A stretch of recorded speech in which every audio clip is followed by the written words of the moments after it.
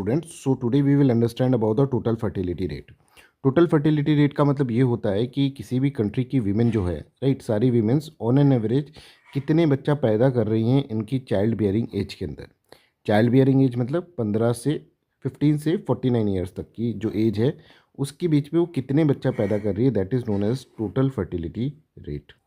अब इसको हम एक एग्जांपल से समझते हैं। मान लीजिए किसी कंट्री के अंदर 3 वीमेन है, right, A B and C. A is bearing 1 child, B is bearing 2 child, और ये मान लीजिए 3 बच्चों को जन्म देती है अपनी चाइल्ड बियरिंग एज के अंदर। तो अब ऑन एन एवरेज निकालना है तो हम देखेंगे 1 + 2 + 3 6 डिवाइडेड बाय 3, तो 2 इसकी इस कंट्री की टोटल फर्टिलिटी रेट हो जाएगी। अब देखिए किसी भी कंट्री के अंदर बच्चे पैदा भी हो रहे हैं और कुछ मर भी रहे हैं लोग, राइट। तो कुछ बच्चे पैदा होते हैं और कुछ लोग मर जाते हैं, राइट। अगर ये टोटल फर्टिलिटी रेट 2.1 हो जाती है तो that is known as replacement rate. मतलब जितने लोग मर रहे हैं उतने ही लोग पैदा हो रहे हैं, that is known as what, that is known as replacement rate. तो 2.1 से अगर ज़्यादा होती है तो पॉपुलेशन बढ़ जाएगी, 2.1 से कम होगी तो पॉपुलेशन डिक्रीज़ हो जाएगी। तो यहाँ पर मैंने आपको रिप्लेसमेंट लेवल का कॉन्सेप्ट समझाया है। अब देखिए टोटल फर्टिलिटी रेट इंडिया की जो है वो 2.1 से कम हो गई है।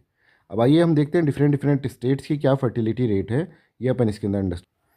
देखिए आप यहाँ पर देख सकते हैं केरला की टोटल फर्टिलिटी रेट इज़ 1.7, जो कि काफ़ी कम है।